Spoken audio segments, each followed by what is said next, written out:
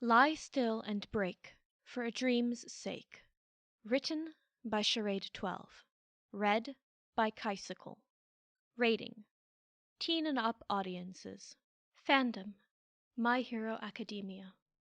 Summary: You'll be okay, Aizawa-san. Midoriya gives him a bright smile. They said if there aren't any complications, you should wake up in a few days. Shoda is happy to hear it. It really is great news, but his eyes linger on Midoriya. He's been stuck here for a year. A year. And it could be many more. For all he knows, the kid's in a vegetative state and won't ever wake up. Will I remember anything? Midoriya's smile turns brittle. No. After the USJ, Aizawa Shouta wakes up as a ghost in a hospital while his body is in a coma. He's greeted by another ghost who's been stuck in the same state for over a year, a bright, intelligent young boy named Midoriya Izuku. In which Midoriya Izuku never met All Might, and where one day he finally gave in and jumped. Author's notes. Trigger warnings for suicide and suicide attempts, head injury, heavy/debilitating injury, coma, injury recovery, hospitals, brain surgery, death, separation, loneliness. Podfic's notes. If you liked the story, let the author know on the original work page. If you liked listening to this, let me know. My Podfic recording specifically is part of the Long Live Feedback LLF comment project. More information about the Long Live Feedback comment project along with a link to the LLF comment builder is in the notes below. A big thank you to Charade 12 for giving permission to Podfic their work. I really love this fic and I am so excited and glad to be able to share it with you all. Extra thanks to Charade 12, the original author, for allowing me to upload a version of this podfic on YouTube. However, due to copyright restrictions, I cannot include music in these YouTube uploads the way I have in the version on AO3, archiveofurown.org. If you want to listen to the version with music or download this podfic for offline listening, please visit the work page listed in the description below or go to archiveofurown.org/users/kaisicle and find this work there. Thank you so much for listening and enjoy. Chapter 1. The MRI shows some swelling. Snippets of conversation pull Aizawa Shouta out of oblivion. No sign of a bleed for now. They fade in and out, remain just out of reach where he can't quite grasp their meaning. Concerned about his lingering unconsciousness. After an indefinite amount of time, his sense of self strengthens and he blinks his eyes open. The first thing he notices is that he's standing upright. The second thing is that the world is muted, muggy. There are colors, but they're all bordering on gray. The third thing is that he's standing near a body lying in a hospital bed. An adult man, he catalogs, heavily injured, and the face... Shouta stares. That's me. There's a scarring injury under his right eye, his hair's been shaved off and replaced by bandages wrapped around his head, and both of his arms are in casts. And yet, it's unmistakable. He sees that face in the mirror every morning. Shodo looks down at himself, his current self. His skin is semi-translucent, his feet aren't quite touching the ground, and he's dressed in his hero costume, the comfortable black slacks he wears everywhere. If he pays attention, he can feel the grooves of his goggles digging into his hairline. I've become a ghost. He blinks and gives an exasperated sigh. Figures. A moment later, sound bleeds back into his awareness, and it's only now that he realizes how oppressive the silence had been. His physical body is tied up to machines. From out of the room comes the familiar hustle-bustle of a hospital. He recognizes the steady beep of a heart monitor. He scratches his head. He still has long hair in his translucent form. Not dead, then. Hello? Shoda whirls around. There's a kid behind him, who steps back and raises his hands against his glare. Are you okay? The kid is partly translucent, too. Green hair, green eyes, freckles, and red sneakers. He looks somewhere around 12, perhaps a short 13.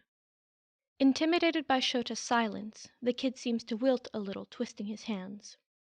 I didn't mean to startle you, sir. It's just people in a coma, they tend to panic when they first come to, so when I heard them say you were in one, I thought perhaps I could help?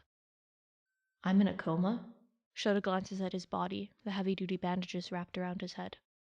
Why am I like this? He indicates his ghost-like self. That's normal. Since you're in a coma, it's like you're stuck in betweens, so this is the in-between. And how do I get back in there? He waves at his bedridden self. You don't, sir. You have to wait. Till you wake up. Till your body wakes up. How did I get here? Your friends brought you, in the ambulance, President Mike and Mr. Principal. I recognize them from the TV. The kid's smiling as if just seeing those two had made his day. They called you Eraserhead? A questioning glance. Like the underground hero? Shoda gives an impatient sigh. The kid shouldn't even know about him. Very few people do, out of the industry. But there's no escaping fanboys, it seems. Not even in a coma. Yeah, I'm a hero, kid. Oh! The kid's bright eyes shine with the knowledge, but then he seems to dim as he glances at Shota's bedridden body. I'm sorry you're in a hospital, Aizawa-san. Yeah, so is Shoda. How'd you know my name? The, doctors mentioned it, and, it's also on the placard on your room's door. That tracks. Got any other dumb questions for the kid, Shoda? And what's your name, kid? Oh my god, I'm sorry, I haven't introduced myself. I'm sorry, I haven't done this in a while. A nervous laugh escapes the kid, but he straightens and dives into a rigid, and way too low, bow. I'm Midoriya Izuku. Pleasure to meet you, Aizawa-san. Aizawa grunts. He frowns. How'd I get here, anyway? You came in an ambulance, sir. Remember? Your friends brought you. I think you may have been at the USJ? The USJ. Oh god, the USJ. The droves of villains, the gray-haired fellow with the devastating quirk, his students in danger, the warp guy, a hand against Asui's face, the Nomu. Alarm shoots through his non-existent veins, and Shota's form warbles, fading in color. His agitation only rises in response. He's growing translucent, and what happens when he does? Will he just disappear? Is this... Midoriya's eyes widen, and he reaches out. Shota's self regains substance. You shouldn't try to remember just yet, Aizawa-san. It's traumatic for you. Your body's still working through it. You need to focus on something else. Focus on something else? Like hell he can. If Hisashi and Nezu brought him to the hospital, reinforcements did come, but last he remembers, the villains were still there, still a threat. Midoriya's grip on his arm tightens as Shota flickers again. Shota forces words past his throat. Are the students okay? I've only heard what they said on the news, but they said the students only had mild, treatable injuries and none of them are here. Which, they would be if it was serious, right? Since this is the nearest hospital. I think you were the worst, sir. Mild, treatable injuries. Shota gives a long exhale as relief courses through him. They're okay. I haven't failed. Thank you. Midoriya, was it? A bright smile. That's me. All right, kid. So, what's the deal with this ghost thing? It's close to what you might expect, I guess. You can't interact with the world out there. Sometimes just a flicker of the light or a draft, maybe a very light push, but we can interact with each other a little. Oh, so if you want to walk. Shota does manage to figure out how to move and follows Midoriya out of his room. A gaggle of doctors pushing a hospital bed rush through them, which gives Shota a feeling akin to nausea. They hover on the threshold afterward, watching nurses go past with laden arms and what are probably the emergency patient's family members mill about anxiously in the waiting area. No sign of Hisashi or Nezu. A quick glance at the clock tells Shota it's 3 a.m. in the morning. Visiting hours are long over. Shota mentally tries to locate the closest hospital to the USJ and fails. Where are we? Hinohara Hospital, Aizawa-san. We're in the neurology ward. Midoriya waves a vague hand at the door opposite Shota's, looking uncomfortable. That's my room. The room has a placard like Shota's own. Midoriya Izuku, it reads. The door is slightly ajar. The beeps of machines come through. Suddenly, Shota feels like the world's worst ass. Because he's never stopped to think that if Midoriya knows so much about being in a coma, it's because he's gone through it. He's stuck in the in-between, too. Except, Shota can't see anyone else who looks semi-translucent in the ward. It's just the two of them. Did he wake up alone? His heart clenches at the thought. How long? Shoda clears his throat. How long have you been here? I don't know today's date, but something like a year, I think. A year? Through his shock, Shoda can tell Midoriya is increasingly uncomfortable, shuffling away unconsciously, but he blurts out the words before he can think better of it. What happened to you? Midoriya freezes, tension bunching in every line of his translucent body. Shoda remembers his own anxiety attack when he tried to think of his injury earlier and mentally kicks himself. You don't have to say, kid.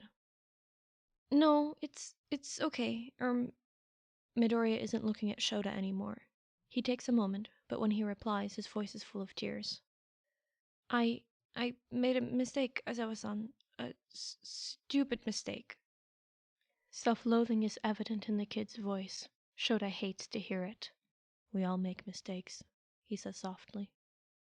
Midoriya gives him a blank stare, and Shoda can almost hear what he isn't voicing. Most mistakes don't have consequences as grave as this. The despair is evident in Midoriya's body language. A year-long coma. Have you been on your own all this time? No. Yes. I mean, there are people who come in sometimes, with TBI or traumatic brain injury, and if they're in a coma or unconscious for a really long time, I get to talk to them. But I'm the only long-term patient. All the others, they go after a while.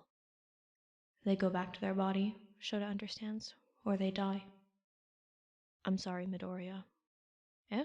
It's not your fault, Aizawa-san. Even so. They stay silent for a moment and end up trailing back to Shoda's room. Shoda tries not to stare at his own body. The lack of hair, the bandages, it all looks very, very wrong. What happened to me exactly? Shoda's not expecting an answer, and yet Midoriya gently provides one. Cytotoxic cerebral edema. Shoda's head swivels to look at the kid, who's watching him cautiously for signs of fading. Your brain swelled after your injury. This drip here is to reduce the swelling. They're monitoring you for signs of a brain bleed, but they haven't found a brain contusion. That's good. That's what we want. How do you know all that? Oh, I picked up a few things here and there, and Midoriya's expression turns guilty. I listened to what the doctors were saying. I thought you'd like to know if you, came to. And, there isn't much else to do here. Shoda blinks. You mean we're stuck here? Midoriya nods. As a coma ghost, you can go around places, but you're tethered to a certain radius around your body. He gives a small sigh. Mine isn't very large. Sometimes I can get to a high school nearby, but when it's rainy or too humid, I can't. A shrug. This is looking worse and worse. The kid's been stuck in the hospital, only able to go to school sometimes, and forced to watch over his own body for a year. No wonder he's picking up medical stuff. He must be starved for conversation. Thank you for telling me what the doctors said. I don't suppose you know what that means? Yeah, I do. You'll be okay, Aizawa-san. Midoriya gives him a bright smile. They said if there aren't any complications, you should wake up in a few days. Shoda is happy to hear it. It really is great news, but his eyes linger on Midoriya. He's been stuck here for a year. A year. And it could be many more. For all he knows, the kid's in a vegetative state and won't ever wake up. Will I remember anything? Midoriya's smile turns brittle. No. Others, they haven't. Helplessness wells inside, and though he's not corporeal right now, it makes his skin crawl. Shoda isn't a neurologist, a neuroscientist, or a neurosurgeon. There's nothing he can do to save Midoriya once he wakes up. And that's if he remembers.